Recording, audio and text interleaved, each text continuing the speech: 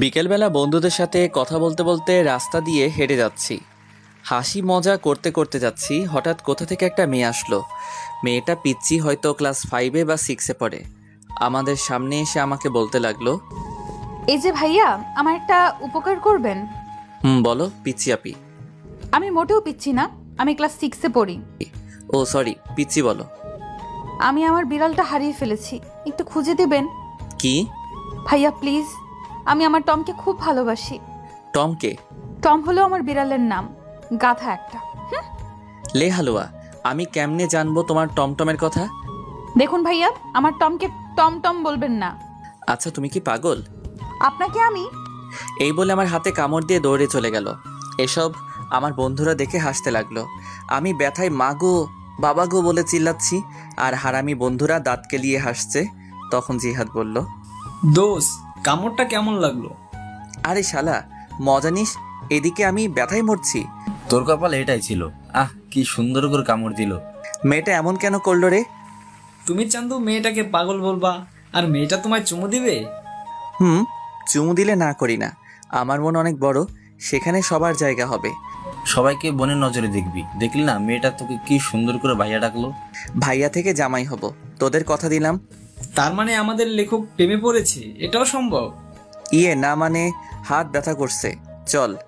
কথা এড়িয়ে যাচ্ছিস কেন? তুই ব্যথায় মরে যাওয়ার আগে স্বীকার কর।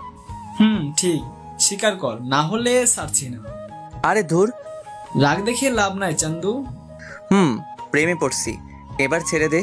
এরপর হাত ধরে বাসায় চলে যেতে লাগলাম। এবার আমার পরিচয়টা দেই, আমি শাহরিয়ার রহমান, এবার এসএসসি দিব। বাবা মার তৃতীয় সন্তান, আমি ছোট, আমার বড় ভাই আর আপু আছে, বাবা আইনজীবী, মা গৃহিণী। আমি বাসায় গিয়ে কলিং বেল দিলাম, একটু পর ভাবি এসে দরজা খুলে দিল। ভাবি, খুব খিদে পেয়েছে। সোফায় বস, চা আর বিস্কুট দিচ্ছি। আচ্ছা ঠিক আছে মা, কই? রুমে আছে হয়তো। এরপর ভাবি চলে গেল, আমি সোফায় বসে ফোন টিপছি। একটু পর ভাবি চা বিস্কুট নিয়ে আসলো, আমি চা খাচ্ছি আর ভাবির সাথে গল্প করছি। তখন ভাবি বলল, শাহরিয়ার আমাকে নিয়ে আমাদের বাসায় যাবে? কেন ভাইয়া? তোমার ভাই তো ভাই, আর তার কোনো সময় নেই, তাই বললো তোমাকে নিয়ে যেতে। ও আচ্ছা, কবে যাবে? কালকে যাব। আচ্ছা তাহলে আমি কালকে স্কুল শেষে নিয়ে যাব। আচ্ছা এখন গিয়ে পড়তে বসো কেমন? এরপর আমি আরও কিছুক্ষণ গল্প করে রুমে গিয়ে পড়তে বসলাম। কিন্তু আমার একটা অভ্যাস, পড়তে বসলে ফোন টিপি, তাই দুইটাই করতে লাগলাম। একটু পর আপু আসলো, আপু এসে ঝাড়ি দিয়ে বলল, কিরে পড়তে বসে ফোন টিপিস কেন? আমার মনে রং লাগছে এই জন্য।